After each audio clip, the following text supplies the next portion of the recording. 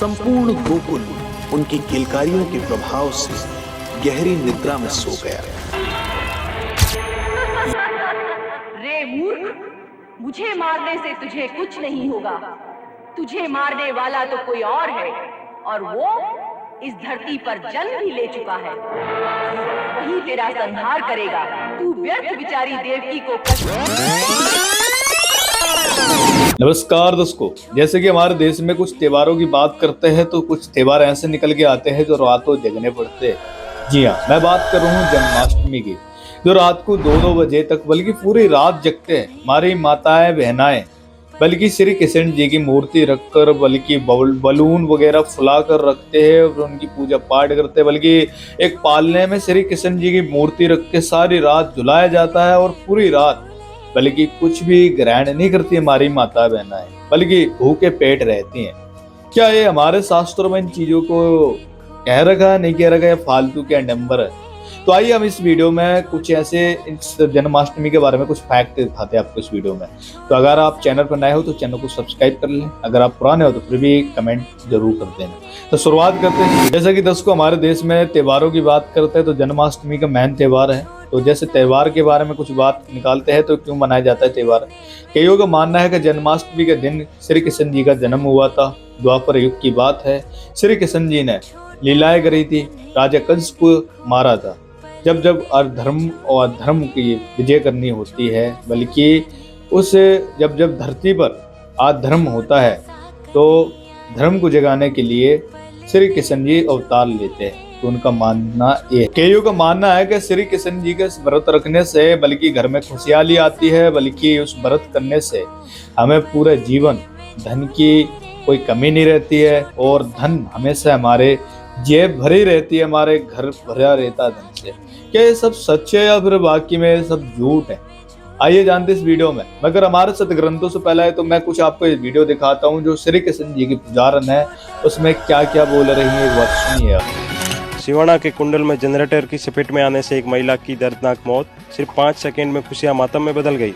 बालोतरा जिले के सिवाना उपखंड क्षेत्र के कुंडल गांव में जन्माष्टमी पर्व के दौरान डीजे पर नृत्य करते एक महिला का ओढ़ना जनरेटर में झुलस गया, जिसके साथ महिला को भी पूरी तरह चपेट में ले लिया। महिला को सिर पर गंभीर चोटें आई, जिसको आनंद फानंद में पादरू अस्पताल ले जाया गया। वहां से बालोतरा नाहटा अस्पताल रेफर किया गया। यहाँ पर डॉक्टरों ने उसे मृत घोषित किया। मृतका के पति का नाम भवाराम खवास कुंडल बताया जा रहा है। जैसे कि दोस्तों आपने देखा इस वीडियो में उस महिला के साथ कैसे घटना घटी है, जो चंद सेकंडों में उसकी मौत हो जाती है।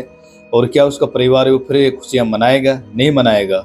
और यही हमारे देश में घटनाएं हो रही हैं कई जगह, जो आप भी नहीं मानते हैं। आंखों देख मक्खी खाते हैं लोग। इसी प्रकार सदग्रंथों में जान पूछकर दिखती हुई बातें भी फिर भी नहीं मानते हैं। तो हम क्या करें? और फिर भी हमारे पास आके लोग कमेंट करते हैं। तो आप सच्चाई देखो, बल्कि गाली मत निकालो। तो आइए इस वीडियो में एंड तक बने रहे। और जैसा कि लोग कहते हैं कि इस बार वो है जो मुरली बजाकर गायों को इकट्ठा कर ले, बल्कि और लोगों को इकट्ठा कर ले। तो ये तो जादूगर का खेल हुआ ना। जैसे मदारी ढोल बजाकर वो भालू को लेकर आता है, वो कहानी हुई। क्या परमात्मा होने का प्रमाण ये हुआ? जैसे कि दोस्तों आप बात करते हैं, जैसे मुरली वाली बात कही तो कबीर साहब ने भी एक बार मुरली बजाई थी। हमारे संत रामपाल जी महाराज बताते हैं कबीर साहब ने एक बार मुरली बजाई थी। समय गुरु बंसी बजाई कालंदरी के तीर, एक समय गुरु बंसी बजाई कालंदरी के तीर।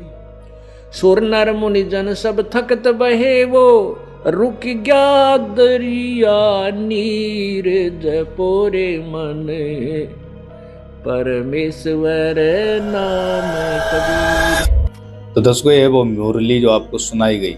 आप दिखाते 10 को प्रमाण, जो प्रमाण आप मांगते हो ना, प्रमाण देते हैं। करेंगे उस पावन पर्व की जो मथुरा की पवित्र धरती पर जन्मे और वृंदावन की गलियों में माखन चोर कहलाए भगवान श्री कृष्ण के जन्म का उत्सव है, जन्माष्टमी। हर साल भाद्रपद मास के कृष्ण पक्ष की अष्टमी को यह पर्व देश भर में भक्ति और उल्लास के साथ मनाया जाता है।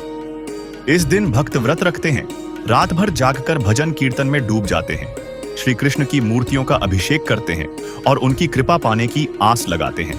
मगर क्या ये सारी धार्मिक रस्में सचमुच हमें श्री कृष्ण की कृपा दिलाती हैं? क्या ये सारी पूजा पाठ की प्रथाएं शास्त्रों में लिखी हैं या बस परंपरा का बोझ ढो रहे हैं हम? श्रीमद् भागवत सुधा सागर के 10वें स्कंध अध्याय 3 में इसका जिक्र है। लेकिन सवाल यह है कि क्या ये सारी धार्मिक क्रियाएं, व्रत, मूर्ति पूजा, भजन कीर्तन, शास्त्रों की कसौटी पर खरी उतरती हैं? गीता जी तो साफ कहती हैं कि मनमाना आचरण से न आध्यात्मिक लाभ मिलता है, न ही कोई स्थायी सांसारिक सुख। फिर हम हर साल ये सब क्यों करते हैं? क्या सिर्फ कुछ पलों की खुशी के लिए, या सचमुच कोई गहरा लाभ छिपा है इन रस्मों में? गीता जी में व्रत रखने की मनाही है। देखिए गीता अध्याय 6 श्लोक 16 को, जिसमें कहा गया है कि न ज्यादा खाने वाले की तथा बिल्कुल न खाने वाले की भक्ति सफल नहीं होती। वहीं व्रत के विषय में अमर ग्रंथ साहिब में संत गरीबदास जी ने कहा है, गरीब प्रथम अन्न जल संयम राखे, योग युक्त सब सतगुरु भाखे। अर्थात अन्न तथा जल को सीमित खावे, न अधिक और न ही कम, यह शास्त्र अनुकूल भक्ति साधना है। इसके अलावा संत गरीबदास जी ने अमर ग्रंथ साहिब के सुमरण के अंग में कहा है, गरीब कोटिक तीर्थ व्रत करे, कोटि गज करे दान, कोटि अश्व विप्रौं दिए, मिटे न खैंचा तान। साथ ही व्रतों से होने वाली हानि का एक अन्य प्रमाण हम आपको हाथरस तुलसीदास द्वारा लिखित घट रामायण के पृष्ठ 242 से दिखाना चाहेंगे, जिसमें व्रत के बारे में बताते हुए लोमस ऋषि ने कहा है, सहस बरस एकादशी कीन्हा, अंत जन्म माखी कौलीन्हा, ऐसे बर्त कीन्हा बहुतेरा, ता का सुनु बरतंत निबेरा, प्रथम एतवार को कीन्हा, ता से जन्म चील्ह कौलीन्हा, मंगल बहुविधि बरत रहाई, ता से जन्म सुवर कौपाई, अरु पुनि बरत तीज को कीन्हा, कूकर जन्म ताही से लीन्हा, अरु परदोस नेम से कीन्हा, खरकौ जन्म ताही से लीन्हा, बितिपात विधि से विधि कीन्हा, जन्म जाई बंदर कौलीन्हा, नौमी बरत अष्टमी कीन्हा, तासे जन्म मूस कौलीन्हा, अरु अनंत 14 पुनि कीन्हा, तासे जन्म ऊंट कौलीन्हा, और चतुर्थी बरत बखाना, तासे जन्म भैंस का जाना, और बरत करे झार बनाई। पुनि मुक्ति हमने नहीं पाई।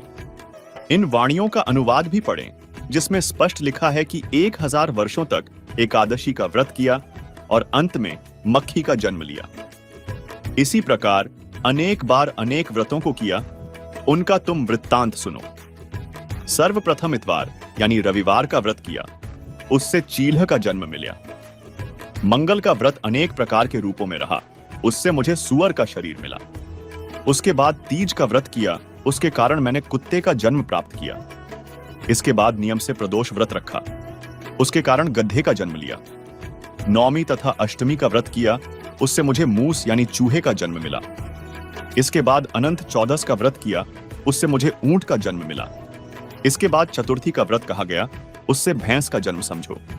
और नाना प्रकार के व्रतों का अनुशीलन पूरी तत्परता से पूछा, फिर भी मुक्ति नहीं प्राप्त की। दर्शकों, इससे यह स्पष्ट होता है कि व्रत करने से कोई भी देवी देवता प्रसन्न नहीं होते, बल्कि यह शास्त्र विरुद्ध साधना होने के कारण व्यर्थ है। और शास्त्रों में मूर्ति पूजा को भी व्यर्थ बताया गया है, जबकि श्रीमद् भागवत महापुराण स्कंध 10 अध्याय 84 श्लोक 11 व 13 में स्पष्ट लिखा है कि जो मिट्टी, पत्थर, काष्ठ यानी लकड़ी आदि पार्थिव विकारों को ही इष्ट देव मानता है और जो केवल जल को ही तीर्थ समझता है, वह मनुष्य होने पर भी पशुओं में भी नीच गधा ही है।